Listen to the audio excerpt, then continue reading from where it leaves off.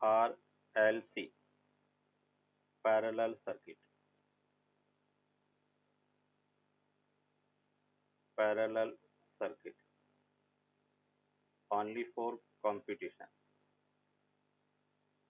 Competition के अंदर JEE mains में वैसे ये नहीं है, तो जेई एडवांस में इस टाइप के क्वेश्चन अपने को पूछे जा सकते हैं। नीट में पैरेलल सर्किट नहीं पूछते हैं।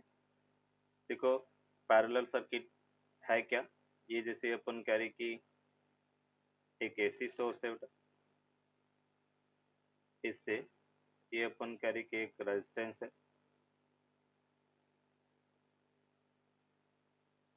ये इंडक्टर है, ये कैपेसिटर है,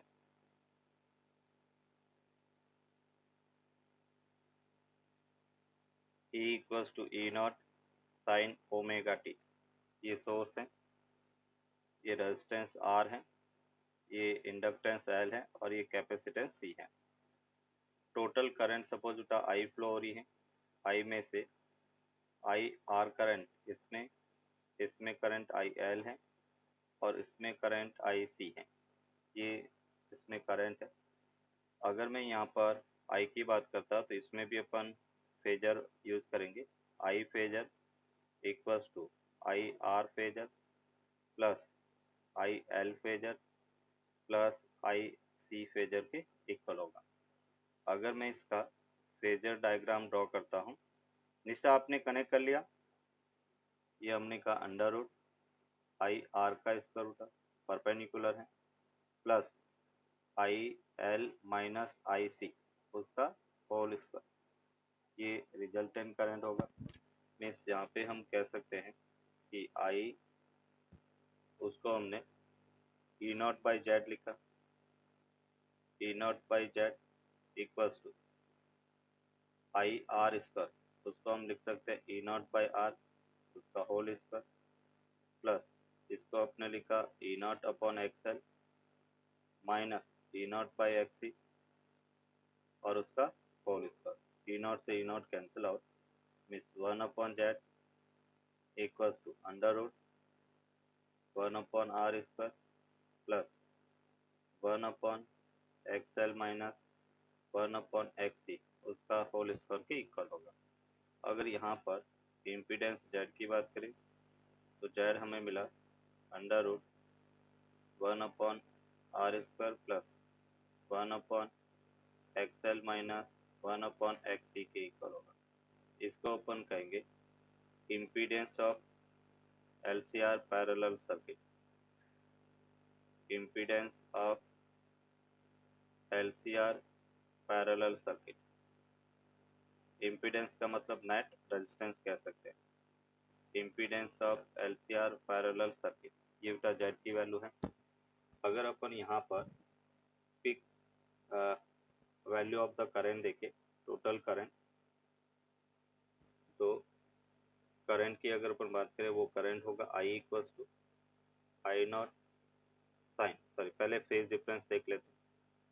फेज डिफरेंस की अगर अपन बात करें तो tan फाई होगा परपेंडिकुलर, परपेंडिकुलर क्या है I L minus I C upon phase क्या होगा आई आर, इसको हम लिख सकते हैं 1 upon XL minus 1 upon XC upon 1 upon R के इक्वल होगा, and that becomes R into 1 upon XL minus 1 upon XC के इक्वल होगा।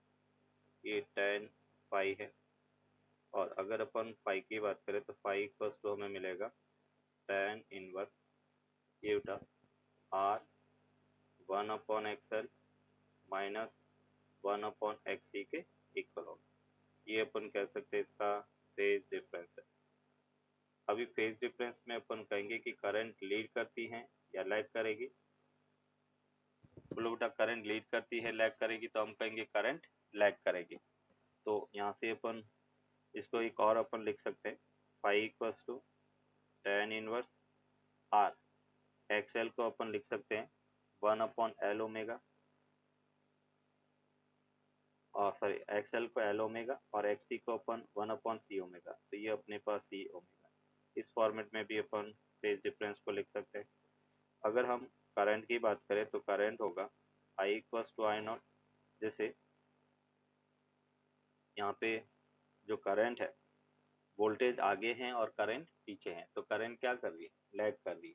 तो यहाँ पे हम कह सकते हैं current is lag behind the voltage bye angle five, तो साइन ओमेगा टी माइनस 5। और यहाँ पे अपन कहेंगे आई नॉट जो है वो होगा ई नॉट बाई जेड। तो यहाँ से अपन कह सकते हैं ई नॉट, और 1/z की वैल्यू था 1/r का square plus 1/xl minus 1/xc का होल स्क्वायर। इसको अपन कहेंगे peak value of the current, peak value of the current, that is peak value of the current.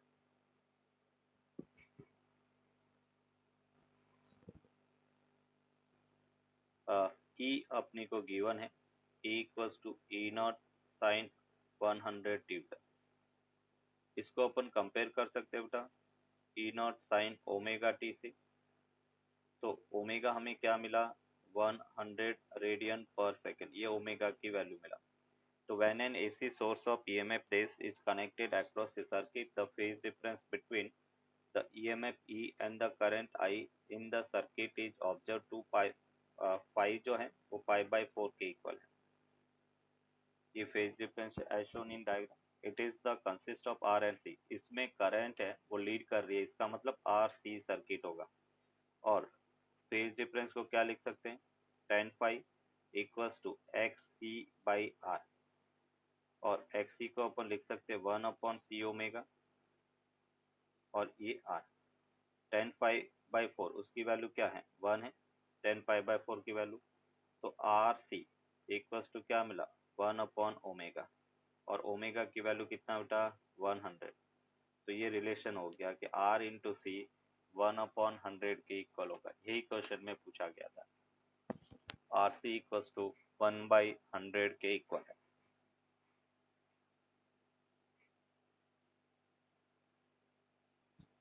An LCR series circuit with 100 ohm resistance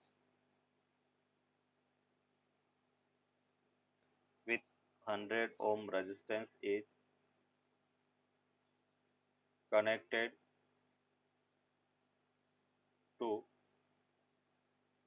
an AC source of 200 volt and angular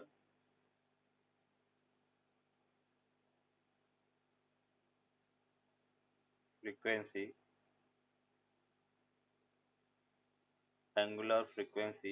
300 radian per second when only the capacitance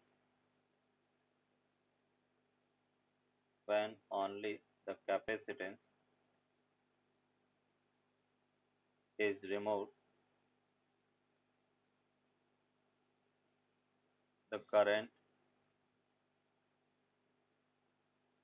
lag behind the voltage by 60 degree when only the inductance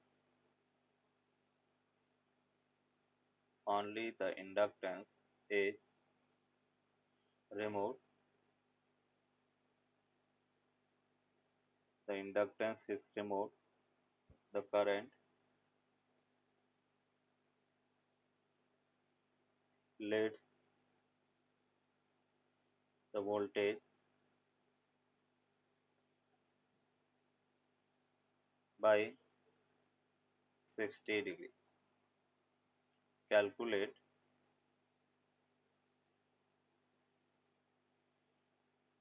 the current in LCR circuit. LCR circuit का current अपने को find करना है, ये question है।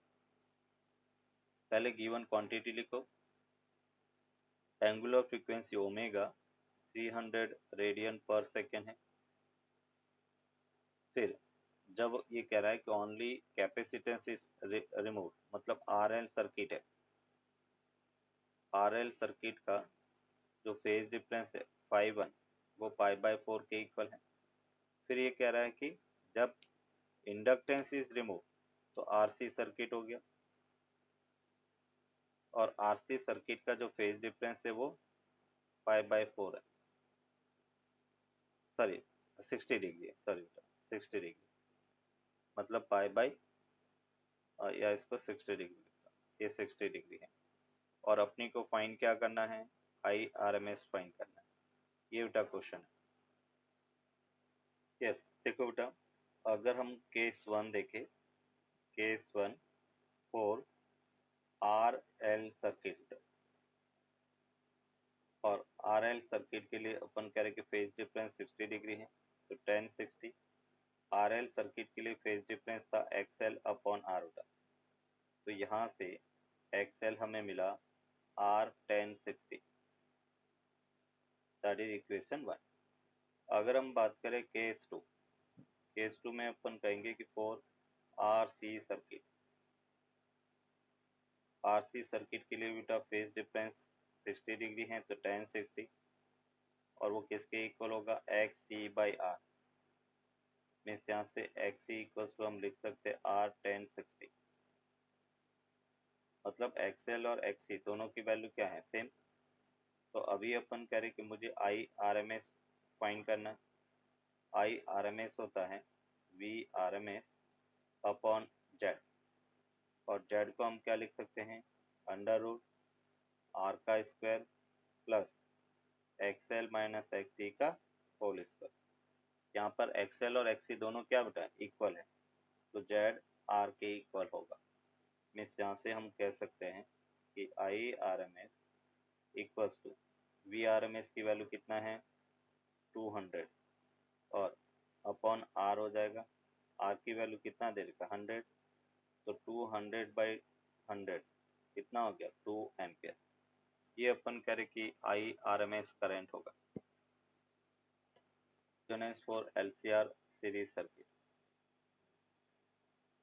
ये अपने पास inductor है, ये कैपेसिटर, और ये रेजिस्टेंस R है, ये L हो गया, ये C हो गया, और ये रेजिस्टेंस R, तीनों अपन कह रहे कि पैरेलली कनेक्ट है। ये इसका EMF E equals to E0 sine omega t के इक्वल है। अभी रेजोनेंस होता क्या, तो यहाँ पे अपन कहेंगे वो कंडीशन जब करंट मैक्सिमम हो। During resonance condition current in AC circuit will be maximum, या पावर आउटपुट पावर है दैट विल बी मैक्सिमम। तो यहाँ पे अपन कहेंगे कि फॉर रेजोनेंस या during resonance, during resonance condition, resonance condition, the output current and the output power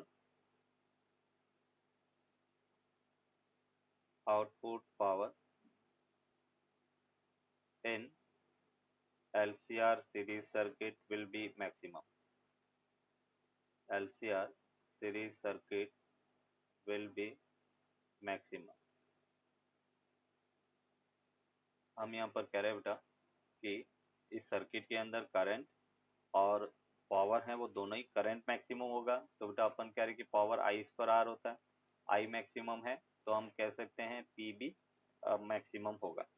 अभी अपन कह रहे कि अगर मैं IRMS की बात करता हूँ बेटा, करंट, करंट क्या होता है VRMS या ERMS लिख सकते हैं, ERMS/Z, अभी इसको मैक्सिमम करना है ना, तो हम यहाँ पर कह सकते हैं कि फॉर आई मैक्सिमम या I R M S maximum, तो डिनोमिनेटर बेटा क्या होना चाहिए, मिनिमम, मतलब जेड शुड बी मिनिमम।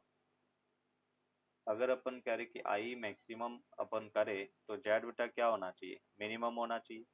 और जेड की मिनिमम वैल्यू क्या होगा, तो यहाँ पे जेड होता क्या, जेड अपने पास था सीरीज में बेटा under root R square plus X L minus X C का होल स्क्वायर।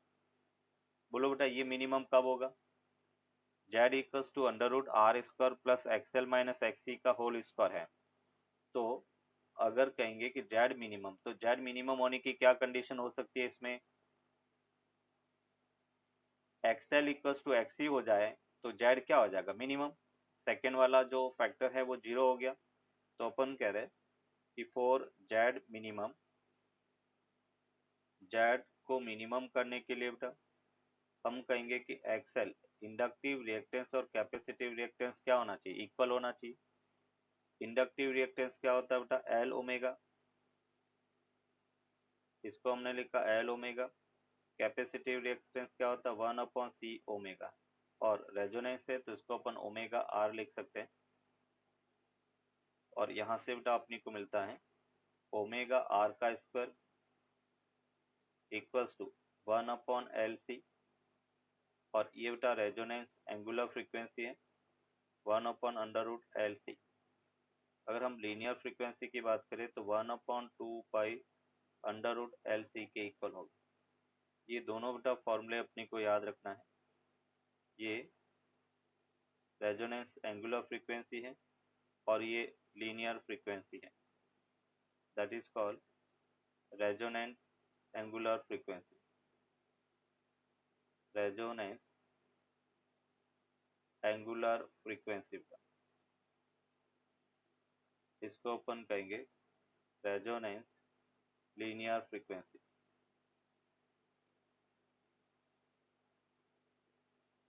ये रेजोनेंस लीनियर फ्रीक्वेंसी है और ये रेजोनेंस एंगुलर फ्रीक्वेंसी है।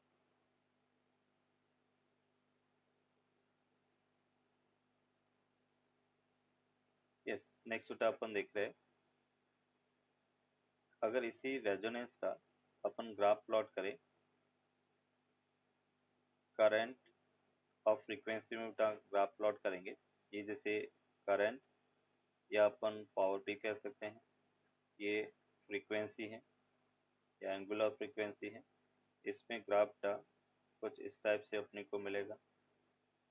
जिस फ्रीक्वेंसी के कोरेस्पॉन्डिंग करंट और पावर मैक्सिमम है उसको अपन रेजोनेंट फ्रीक्वेंसी कहेंगे, ये पी मैक्स है। और इसको अपन आई मैक्स कहेंगे। फिर अपन कहेंगे कि इस सर्किट में दो पॉइंट ऐसे सेलेक्ट करेंगे जिसके कोरेस्पॉन्डिंग पावर मैक्सिमम का हाफ होगा, ये अपन करें पी मैक्स बाई 2, उसको maximum sorry half power point कहेंगे। इसके कोरेस्पॉन्डिंग फ्रीक्वेंसी ओमेगा 1 और इसके कोरेस्पॉन्डिंग फ्रीक्वेंसी ओमेगा 2 है। तो यहाँ पर हम कहेंगे omega 1 and omega 2, that is called half power point frequency, half power point frequency. omega 1 and omega 2, that is called half power point frequency। And अगर हम इसकी बैंडविड्थ की बात करें, बैंडविड्थ, तो बैंडविड्थ को अपन कह सकते हैं ओमेगा 2 माइनस ओमेगा 1 और उसी को अपन डेल्टा ओमेगा से रिप्रेजेंट करेंगे। ये अपन करेंगे इस सर्किट की बैंडविड्थ है। ओमेगा आर जो है that is called resonant angular frequency, resonant angular frequency, that is called resonant angular frequency। At resonance is called Q factor।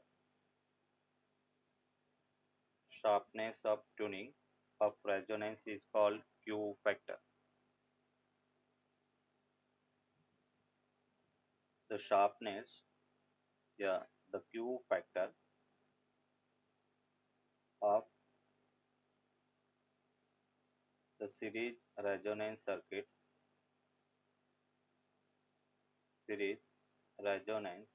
circuit is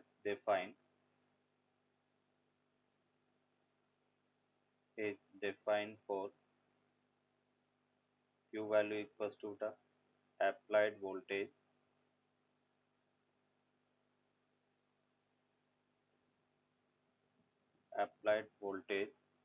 across applied की जगह voltage across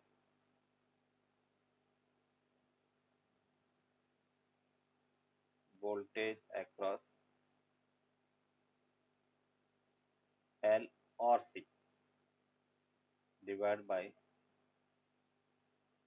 voltage across upon applied voltage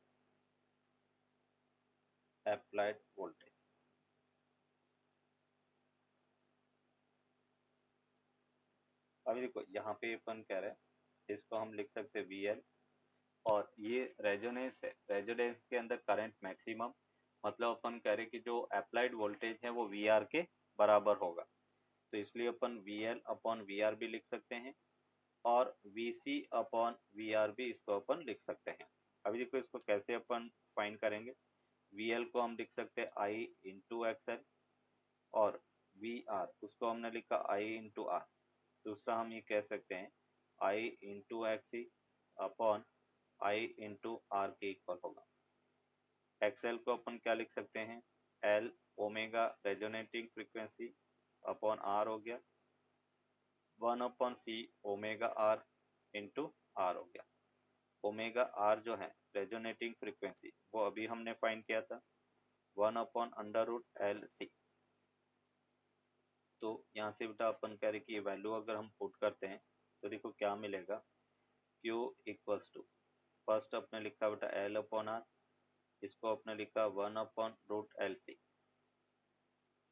इसको हम लिख सकते हैं 1 upon RC और ये बेटा अपने लिखा रूट LC। तो रूट L से root L cancel out means 1 upon R under root L upon C या हम लिख सकते हैं 1 upon R root L upon C। ये बेटा Q फैक्टर है, ये Q फैक्टर का फॉर्मूला है। अभी सबसे इंटरेस्टिंग क्या बेटा कि Q factor depends on all three components resistance, inductance and capacitance. तो यहाँ पे हम कह सकते हैं कि Q factor depends on all three components R,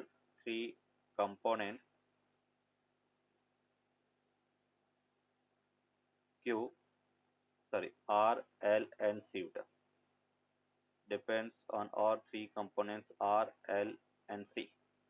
तीनों अपन कह रहे कि कंपोनेंट पर Q फैक्टर डिपेंड करता है।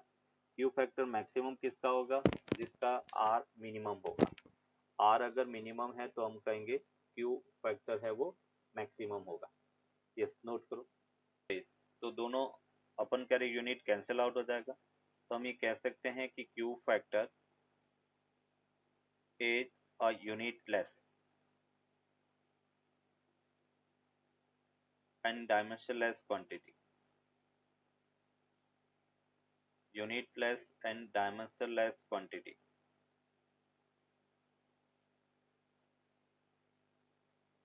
नेक्स्ट अपन कहेंगे Q factor is a number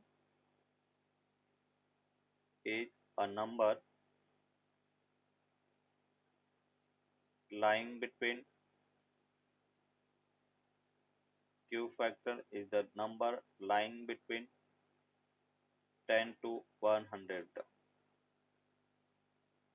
Q factor है वो अपन कह रहे कि इनवर्सली प्रोपोर्शनल टू R होगा। इसका मतलब अपन कह सकते हैं कि R अगर डिक्रीज होगा तो उस केस में Q फैक्टर मैक्सिमम होगा। देखो कैसे अलग अलग रेजिस्टेंस के लिए बेटा अपन इसका कर्व देखें।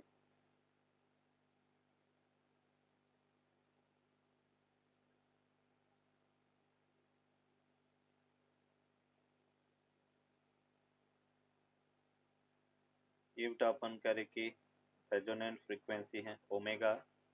फर्स्ट वाला जैसे अपन करें कि R1 है, ये R2 है, और ये अपन कह रहे कि R3 है।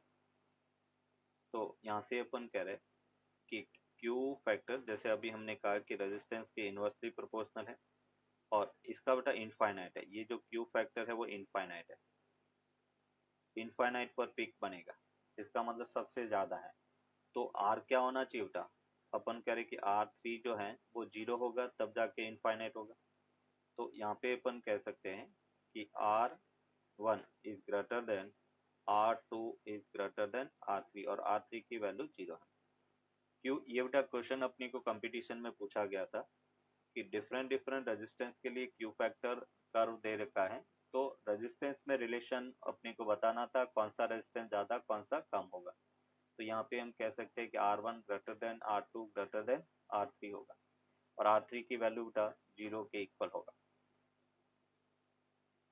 अभी यहाँ पे बेटा अपन कहेंगे कि during series resonance, during series resonance or sharpness of resonance, sharpness of resonance, the current in the circuit, the current in the circuit will be maximum, current in the circuit will be maximum, और वो maximum current होगा कितना बेटा, तो I naught equals to E naught by R के equal होगा। ये क्योंकि जेड है वो आर के इक्वल मिला और जेड आर के इक्वल है तो हम कह सकते हैं I naught E naught upon R के इक्वल होगा। ग्राफ इसका कुछ इस टाइप से ये रेजोनेंस कर्व है। ये हमने कहा कि ओमेगा इक्वल्स टू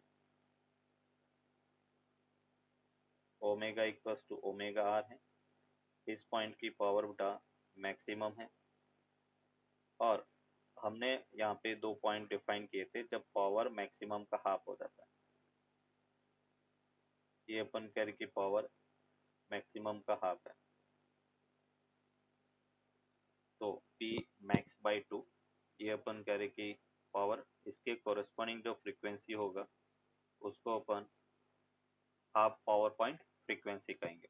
तो हम क्या कह रहे हैं कि जब पावर है वो क्या होता है बेटा, पावर को अपन कह सकते हैं ई स्क्वायर अपन जेड के इक्वल होता है। Power equals to E square by Z, और हम कह रहे हैं कि जब जेड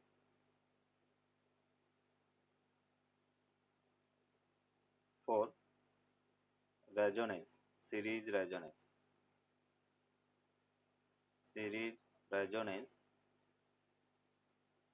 जेड इक्वल्स टू हम कहेंगे आर के इक्वल होगा, तब पावर है वो मैक्सिमम होगा, पी मैक्स के इक्वल होगा। तो मैं यहाँ पे कह सकता हूँ कि P max equals to E naught का स्क्वायर अपॉन आर के इक्वल होगा। ये पी मैक्स है। अभी अपन कह रहे हैं कि जब पावर मैक्सिमम का हाफ हो जाए बेटा, मतलब अपन कह रहे हैं कि पी मैक्स बाई 2 हो जाए, तो जो फ्रीक्वेंसी होगी उसको अपन हाफ पावर पॉइंट फ्रीक्वेंसी कहेंगे। मतलब मैं ये कह सकता हूँ कि पावर किसी मोमेंट पे बेटा E naught square upon Z है और वो ई नॉट स्क्वायर अपॉन 2 आर इसके इक्वल हो जाए। तो मैं ये कह सकता हूँ कि जब जेड है, सॉरी ये √2 मतलब करंट जो है,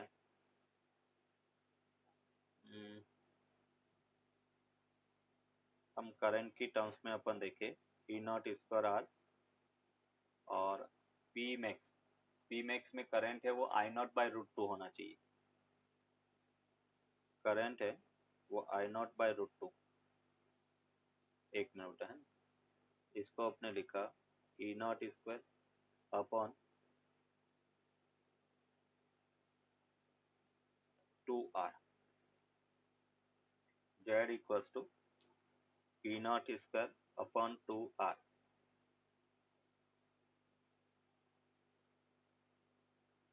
मैक्सिमम पावर हमें मिला। ओके ओके ओके, ई तो बेटा सब में डिफरेंट होगा। इसको ये लिखेंगे P equals to I naught square into बेटा आर हो गया। और यहाँ पर P मार्क्स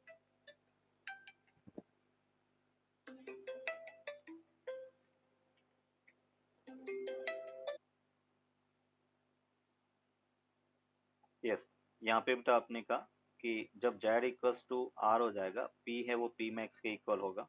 तो मैं ये कह सकता हूँ ये आई नॉट स्क्वायर इंटू आर या आई आर एम एस का square into are.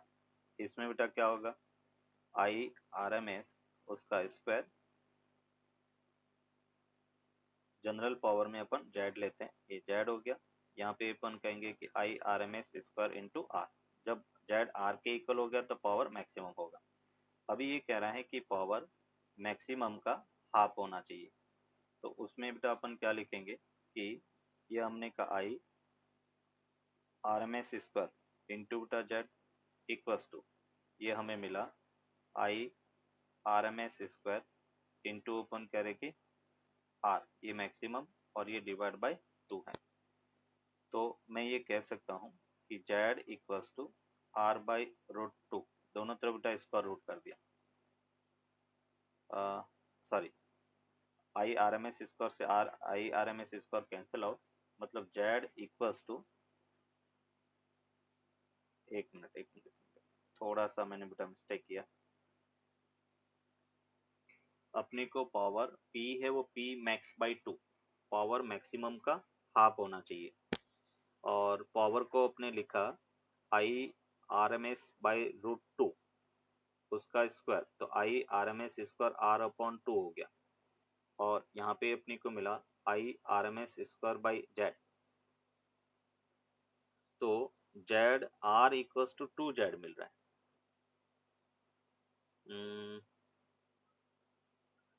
I R M S का स्क्वायर अपॉन जेड, या इसको सिंपल मैं ऐसा लिखूँ तो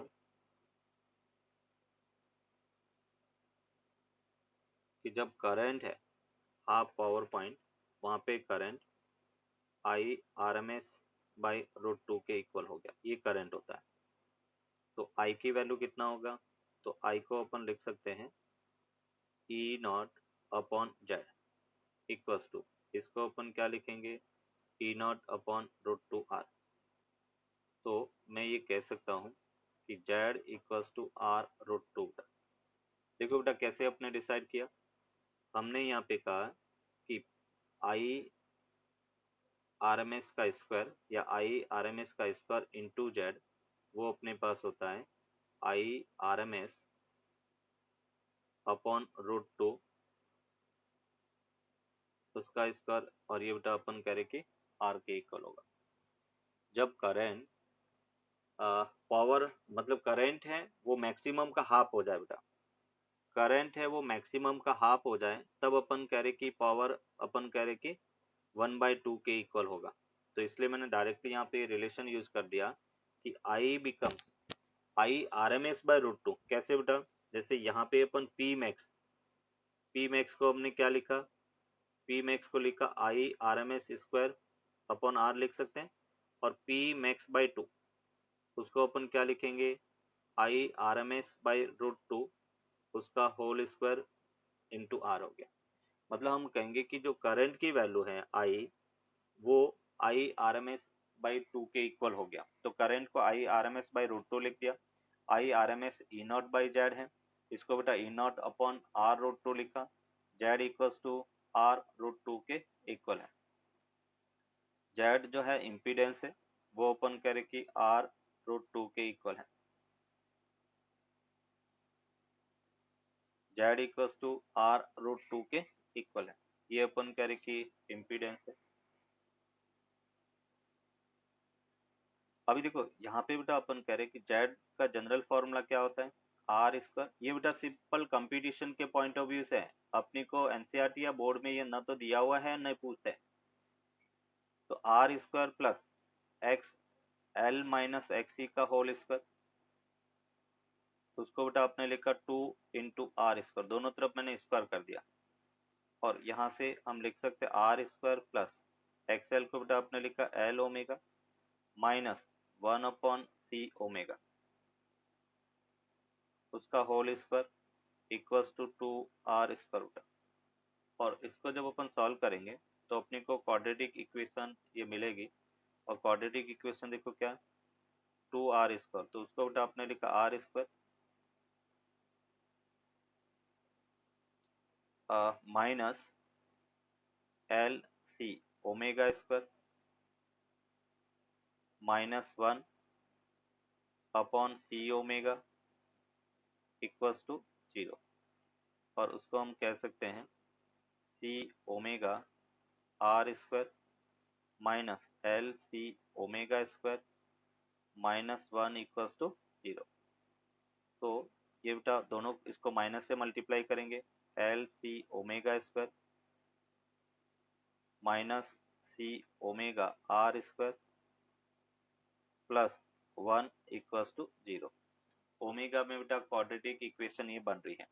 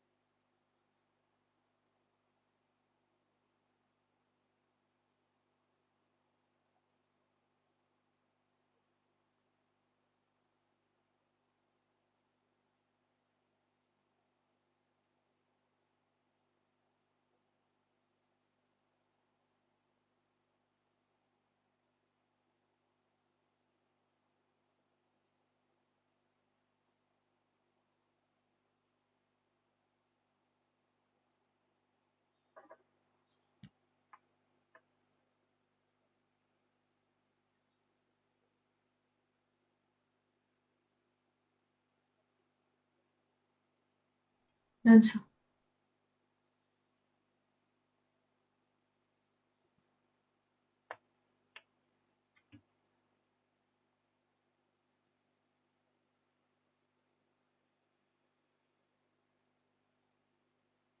अभी बेटा अपने को जो मिला सी ओमेगा, सॉरी,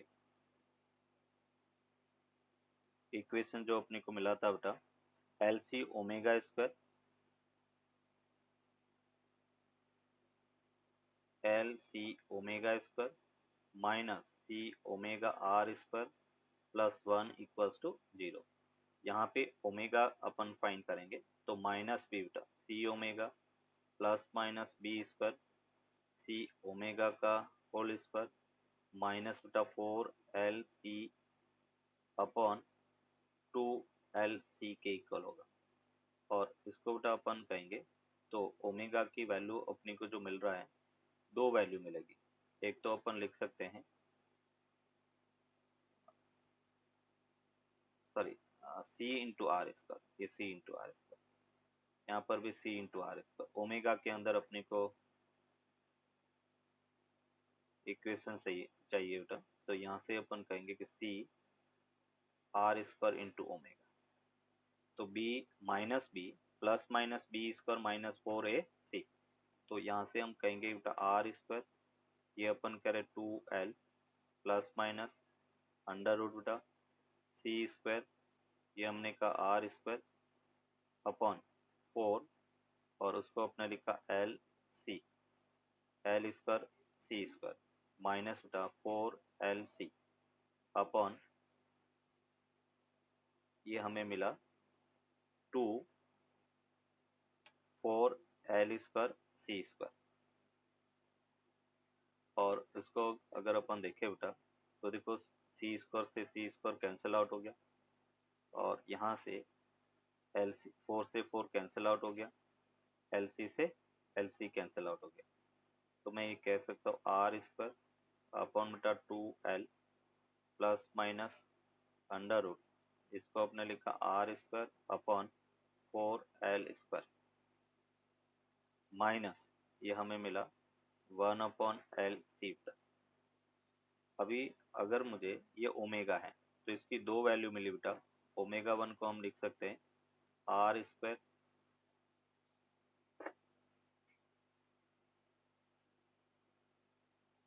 माइनस बी, एक मिनट बेटा है ना, omega equals to R square, कहीं मिस्टेक कर रहे हैं अपन।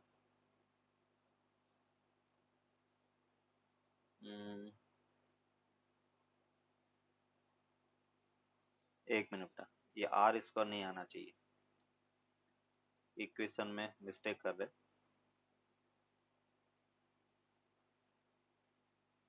आर स्क्वायर और ये एक्सएल, तो आर स्क्वायर अपने को मिला r square plus L omega minus 1/c omega का whole square equals to 2r square हो गया।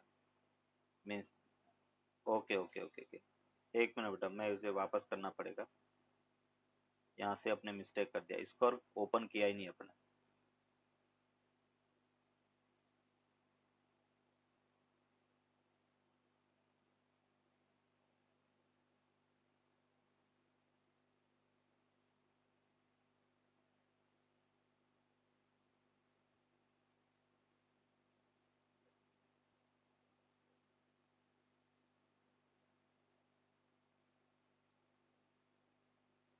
चल एक बार वापस बेटा इसी इक्वेशन को अपन बनाएंगे। यहाँ से अपने को मिला था Z square equals to 2r का स्क्वायर रूट। जेड को हमने लिखा था R square plus L omega minus बेटा 1/c ओमेगा उसका whole square equals to open करेंगे 2r स्क्वायर रूट। मीन्स यहाँ से हम कह सकते हैं एल ओमेगा माइनस बेटा 1/c ओमेगा का square equals to R square. Means ये अपने को मिला एल ओमेगा, दोनों तरफ बेटा रूट ले लिया, तो L omega minus 1/c omega equals to ये अपन करेंगे आर के इक्वल होगा। इसको बेटा आपने लिखा एल सी ओमेगा का square minus 1 equals to C omega into R हो गया। मीन्स एल सी ओमेगा का square minus R C into बेटा ओमेगा माइनस 1 इक्वल्स टू 0। ये ओमेगा में क्वाड्रेटिक इक्वेशन है, तो फॉर्मूला क्या होता है minus B plus minus under root B square minus 4ac upon बेटा 2a। और यहाँ से हमें मिला बेटा ओमेगा, बी की जगह बेटा आपने लिखा minus R C, minus minus plus हो गया, प्लस माइनस बी स्क्वायर को हमने लिखा are square C square minus minus plus 4 into बेटा एल सी अपॉन 2LC, ये हमें मिला। इसको अपन कह सकते हैं